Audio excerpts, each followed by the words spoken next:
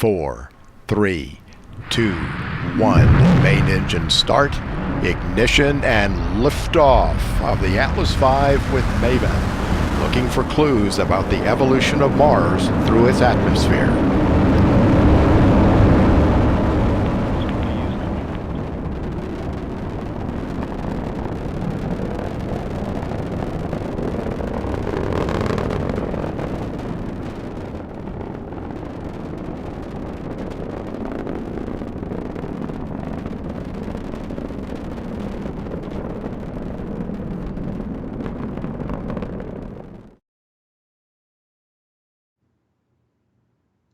Hey folks, and welcome to this week's episode of Down to Earth. I'm Eric Edelman, your host, and along with launching off the actual episode, that launch video that we saw of a rocket blasting off into outer space, that was launching off the actual topic that we're going to really be covering here with today's show, which is launching stuff up there.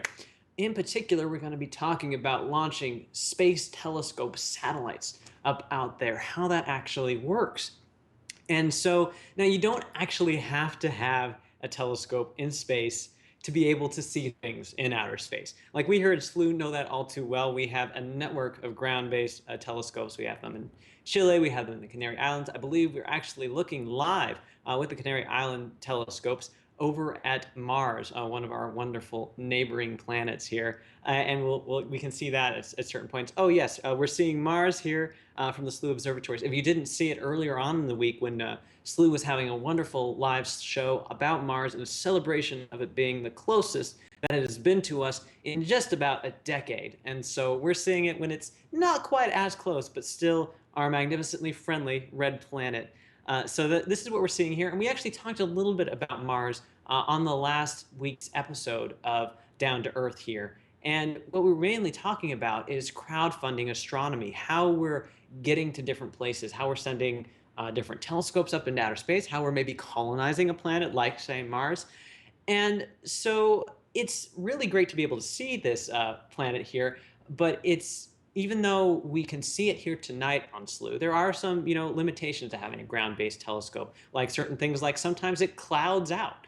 There's certain cloudy weather that we have to deal with, and if the clouds are over the telescope, we can't quite see Mars, and that's something that you can escape when you don't have a ground-based telescope, when you have a space telescope. The space telescope escapes the atmosphere, any of the seeing issues, the unpredictability that you get with that atmosphere. So you have a lot of advantages when you have a space-based telescope. At the same time, though, it can be really difficult to get one up there, like we just saw an image earlier, I believe, of the Arcid, which was a very lofty goal that the Planetary Resources group did have. Yeah, there's the Arcid Space Telescope there. They had a lofty goal to get an Arcid Space Telescope up into space. And one of the ways they were doing that is what we were talking about last time, crowdfunding astronomy. And so they had a Kickstarter campaign where they were saying, hey, let's get this telescope out into outer space together. Let's work together to get this done. And so I believe over 10,000 people donated to this campaign, $1.5 million. And I was just talking about this event last week, and then 2 days after this show aired, Down to Earth, last week, I started hearing from people that had donated to this campaign were getting emails saying that the campaign was done. It went kaput, that it was no longer going to be a thing.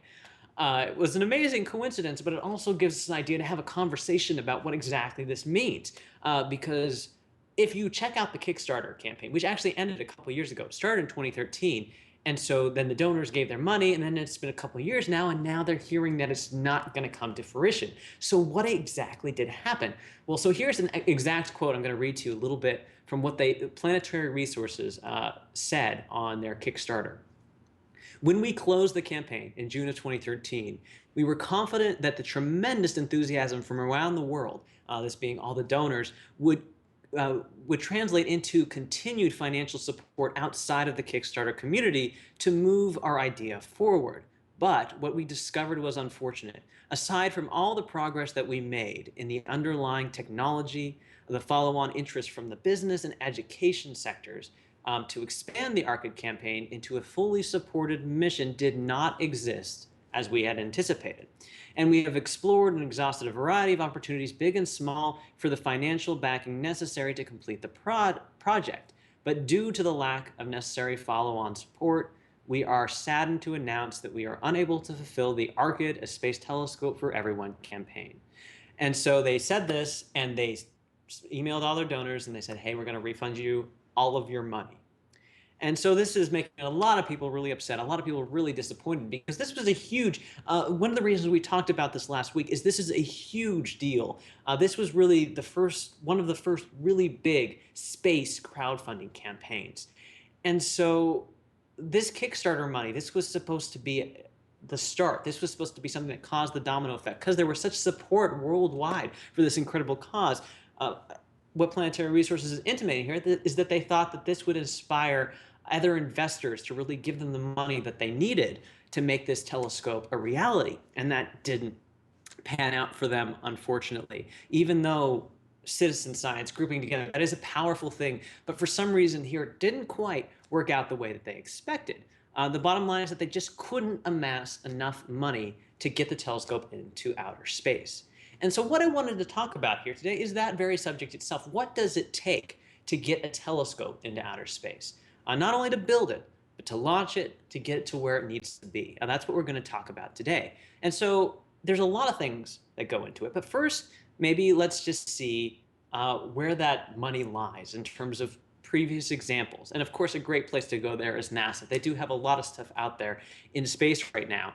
And so you can take an example on the cheaper side, that's being the Spitzer Space Telescope, which cost hundreds of millions of dollars. I believe it was about 500 million to get it out to outer space. Here's a wonderful artist rendition of the Spitzer Space Telescope coming in from NASA.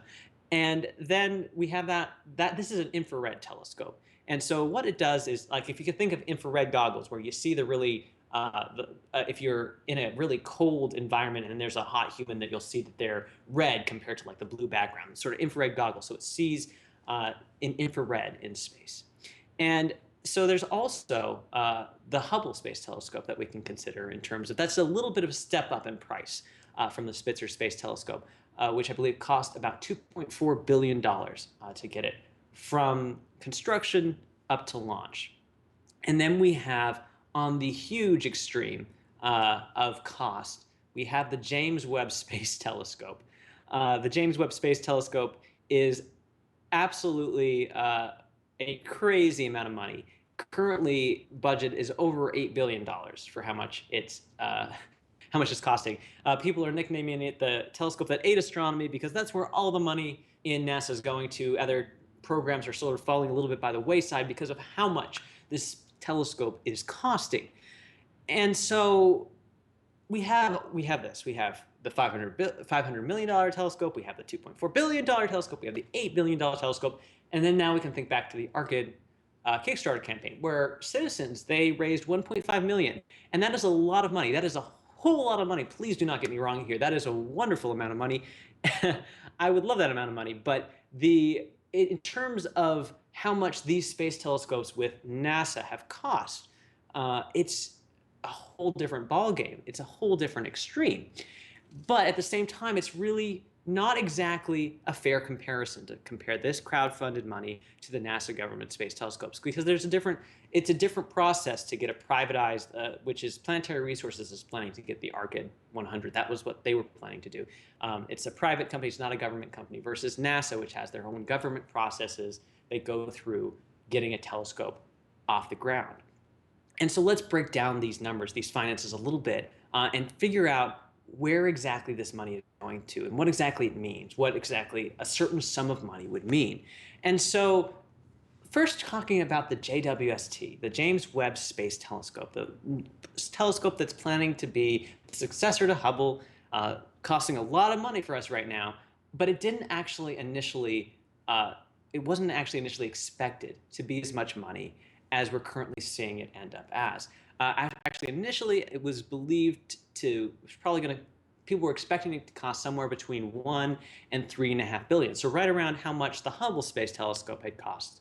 And also, they were expecting it to get out into the 2007 and 2011. So it's already a decade-ish behind schedule, and the budget has exploded. So what exactly happened there? Well, actually, when people started investigating, what was going on here, they found, and I'm quoting from the U.S. Government Accountability Office here, is what they said is early technical and management challenges, contractor performance issues, low-level cost reserves, and poorly phased funding levels caused JWST to delay work after confirmation, which contributed to significant cost and schedule overruns, including launch delays. And so summing up what this means is that certain parts of this project were mismanaged, is that certain things were not done efficiently, and getting things out to contractors. The contractors weren't exactly doing what they were exactly supposed to be doing, and so because of this, because the team was not actually working together perfectly, the budget started to get very big and problems started to happen, delays started to happen. But then now, on the other hand, let's think about the Spitzer Space Telescope. This is the cheaper one. But actually, initially, the Spitzer Space Telescope budget was a lot higher than what it actually ended up being. I believe it was 2.2 billion were initially allocated for that project, and it went down to 500 million. And that wasn't just because they were like, "Oh, we're done. It's totally great. We finished way ahead of time. We didn't need as much money. Here's the rest of it back." That is absolutely not what happened. What actually happened was the budget got cut, and they ended up just having 500 million to work with. But even though this was all they had to work with, there was a lot of ingenious engineering techniques that they used to really get the cost down and try to keep the telescope quality up as much as it could. They still did have to downgrade on some things, but there were some really ingenious engineering moves that they did. One of them being that they ended up sending the Spitzer Space Telescope in what was called a warm launch, and we'll actually get into that term a little later. But they got a very good telescope out for what they had, a good bang for their buck, if you will. And so the point right here is that even though we see these numbers, we see the 8 billion, we see the 500 million, those numbers aren't the be-all end-all for the telescope that you see out there. If somebody else, another team, had did the project to build that telescope, you might see a different price tag associated with it. So making a comparison saying that JWST costs this much is not really quite doing the telescope itself or the project itself justice. And so there's a little bit of flexibility and leeway there. And if people are working really hard, they can really get those costs down. And so every bit matters. The $1.5 million that the ARCID campaign did raise, that would matter a lot. That would be very important. It's a priceless contribution is what it is. And so we can't really judge the telescopes by their financial covers. But what exactly does need to go into a telescope so that it's completed? And so there's actually two big components to this that we're going to really go into today. And one of them is putting the telescope together, just building it, getting all the equipment that needs to go into that telescope. And the other one is launching it up into outer space, the big part of getting the space in that space telescope. And so there's actually a wonderful little tool game-ish thing that the Herschel team, that's another space telescope, created, which we can actually go through. It's wonderful, where we can build our own space telescope. And so we see it here live on the screen. Trisha Ennis, the producer in-house, is guiding the mouse, and I'm going to be talking about what we're going to be doing. But yeah, thank you very much for doing this for me here, Trisha. So what we're going to do, this is the Space Telescope Designer, and we're going to create a telescope. We're going to do it on normal. We're not going to do advanced, so let's choose a mission that we're going to do. And so we have different missions that we can look at. So telescopes, they go out and they look at different things. They can't just look at the whole universe. They have to focus on certain things so that we can get instruments that are really specialized and can get us really good data. And so there's lots of different options that we can choose from. So there's Starburst, evolution, multi-wavelength sky mapper, interstellar dust, so yeah, planetary formation, lots of different fun things that we can do. Continue to scroll down here, infrared all sky, nearby galaxy explorer, great stuff. But oh, what do you know? There's a near-Earth asteroid study option. And what does Slooh do a lot? We here on the Slooh telescopes, one of the great specialties that we have here is a lot of people work together to track near-Earth asteroids. And so I thought it might be fun to try and create our own Slooh space asteroid tracking telescope here. It's a fantasy, not actually going to be realized here on the show, but let's imagine this beautiful opportunity just for this 20 minutes or so that we have. And so we're choosing the Near-Earth Asteroid Study Mission. And so what you see, that blue, sorry, the green highlighted text that we see there, that is our budget. That's how much we have to spend. 900 million euros is how much our agency, our company has given us to build this telescope.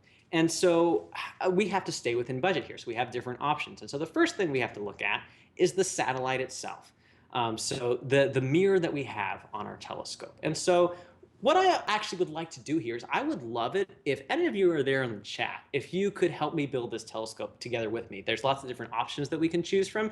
And if you have thoughts on it, please let me know in the chat. If you're watching the show live, it's happening Tuesday, 6 Pacific, 9 Eastern on the 31st of May. If you're here right now at that time, you'll see the chat boxes either to the right of your screen or beneath it, depending on how your browser looks.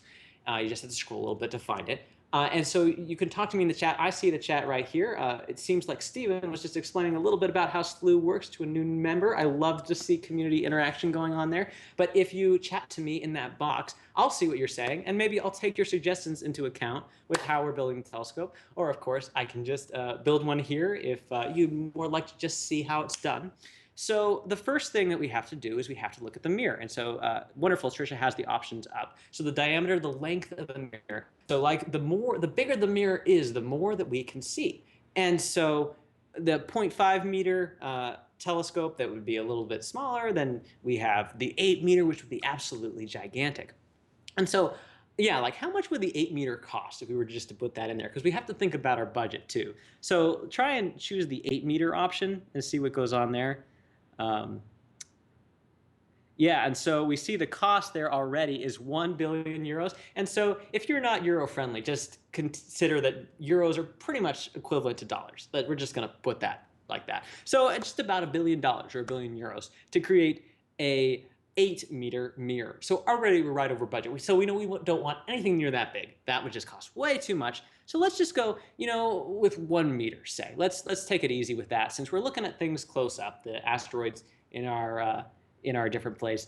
And so we have 1 meter is our little telescope there, and then we have UV quality. Do we want UV quality stuff? When we're looking at asteroids, we're actually going to be looking in the infrared. So we don't actually have, we don't actually need the UV quality mirror. So we can actually take out that expense. But what would happen if we needed a UV mirror? Like if we chose yes for that, what would happen to our pricing? Like, oh goodness, okay, so then that doubles our price. So we don't really want that. We want to try and stay in budget. So we have our mirror diameter at 1 meter. And somebody was saying that they might want to choose a 4 meter for their mirror. And 4 meter, I think it'd still keep us way out of budget, but I would love to have a 4 meter. Don't get me wrong, Donald, that would be wonderful. 4 meter, 200 million. Oh, well, maybe we could do that. Let's try it with 4 meters and see. 1 billion down there. Okay, so there's a lot of cost going into that. I don't think we quite have the budget to get a 4 meter in, unfortunately. So let's stick with the 1 meter, I think, for now. And then we scroll down a bit, and we have below that another option. We have to get instruments in our telescope. So what are we going to look at with our telescope? And so, again, if we're looking at asteroids, we want something in the infrared. Maybe let's go mid-infrared with our instrument and see. There's a couple different options that we have in terms of what sort of instrument it is. It can be a camera or a spectrograph. Is camera our only option there? Oh, I think, okay, so camera's our only option there for now. And so we're gonna have a mid-infrared camera. And so what should we name this instrument? Like, I would love to see in the chat what you guys think this instrument should be called. Give me something sloohy, something that really represents the community of Slooh here. And so if you have a suggestion for that, let's just leave that blank for now. And if in the chat box you have different thoughts on what we should name our instrument, where we're going to be looking at different asteroids, you are welcome to let me know. We can maybe fill that out last. So we have our instrument there that we're thinking of. And this instrument is going to cost us another 50 million euros. So the prices are adding up here. We have a lot of stuff that's going on. But what's our next thing that we have to do? Our next option that we have to look at. So we have cooling. And so cooling is actually something that we that space is really cold, but we have to keep our telescope super cold for very certain wavelengths. One of them being the infrared. Because remember when I was talking about with the night vision goggles, like you're seeing different sort of heat patterns, like the human's going to be hotter, so you're going to see it as redder, where maybe the cold sand of the desert where you're using the night vision goggles is going to be bluer. So we need to keep the heat in the telescope way, way down so we can sense differences in heat coming to us. So we want to keep that cooling temperature way, way down. So 400 Kelvin is way too hot for us. So we need something like as close to 0 Kelvin as we can get. So like something like 0.3 Kelvin would be great, I think. Yeah, there we go. So that's oh geez, that's going to cost us 200 million euros right there.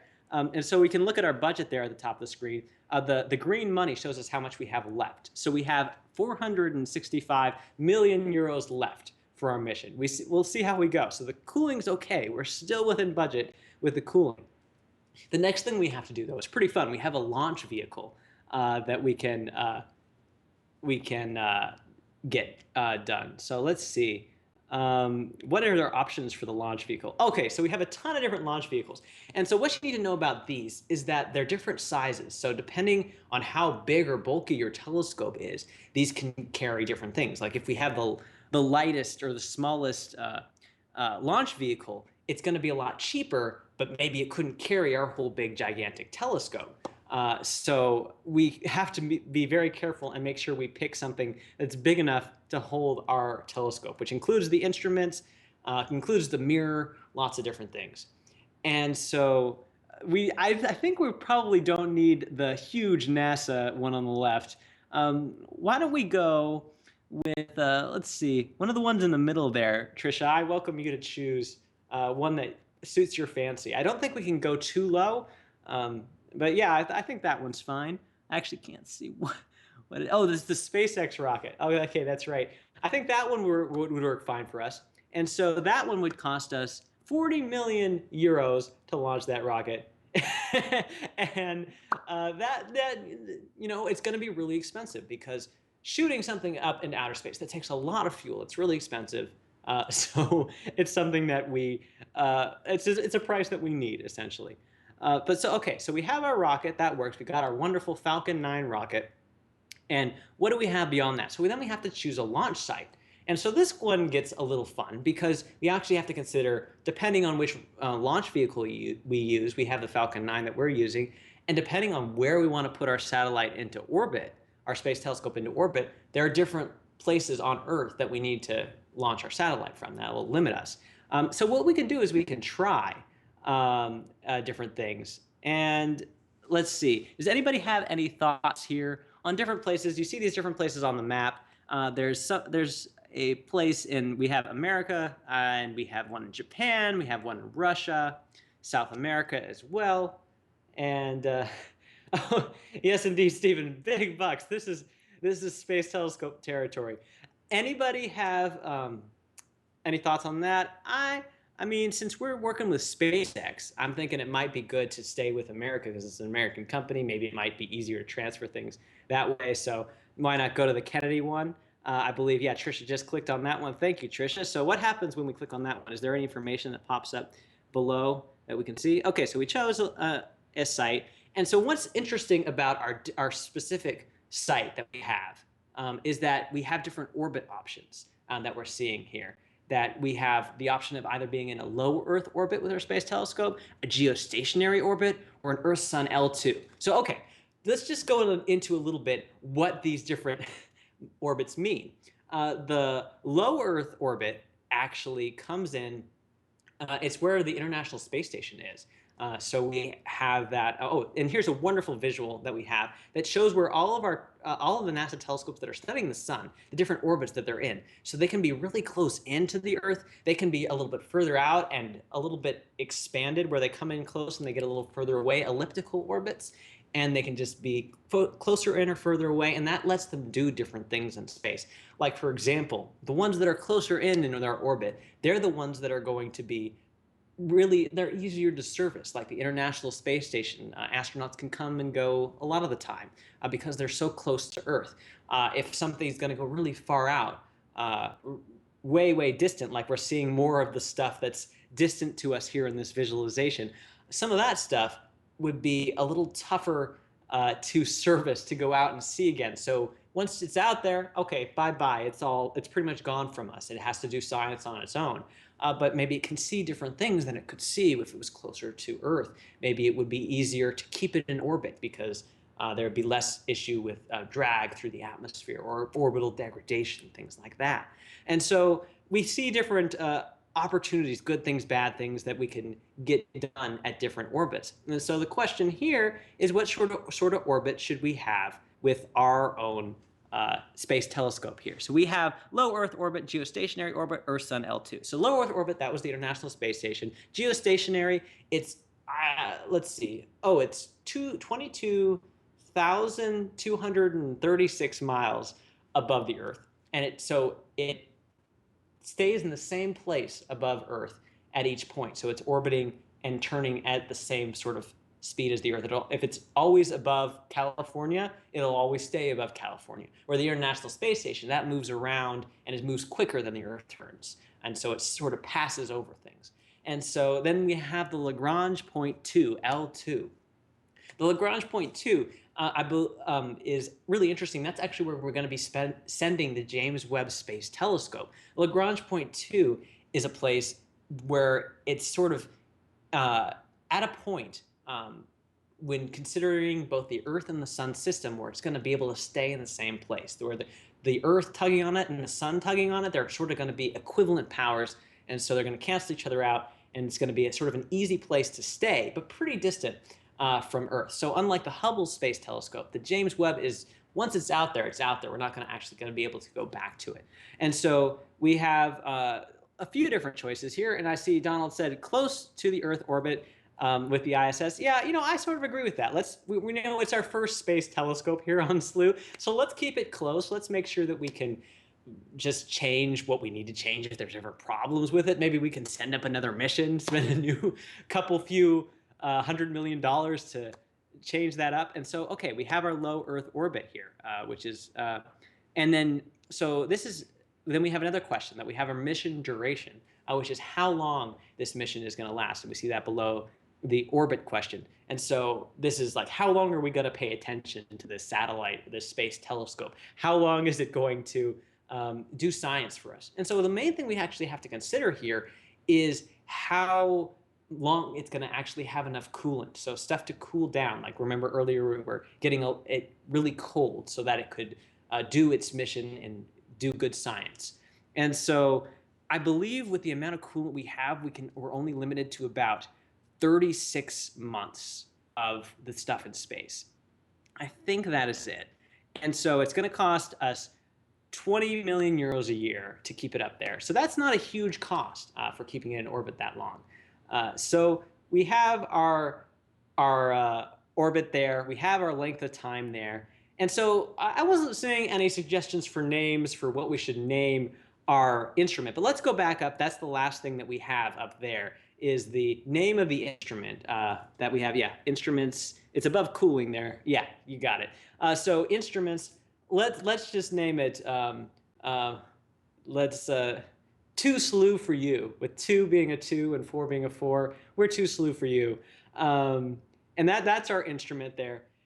And so we also see that we've done all of the things that we need to do, but we're still a bit under budget. So we could actually maybe add a new instrument in. We have our mid-infrared camera, and we can add that instrument by looking at below the development time. There's an option to add the instrument right above your to the right.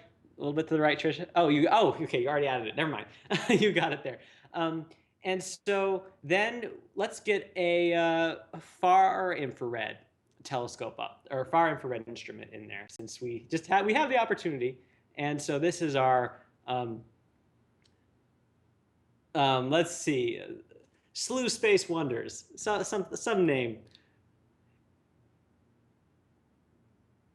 Slooh Space, there we go. So that's another instrument that we have. And so we're even still under budget. So we're doing wonderful here, but at the same time, the more instruments that we need on the telescope, the more time that we need to spend in developing it. Like, if you look at the top of the screen, there's a sort of a calendar button that says 8 years. That's how long it's going to take us to develop this. So let's have our telescope here. This is our whole telescope here, and this is what we're going to send out into space. And if you scroll all the way down, you can actually see the results that we ended up with.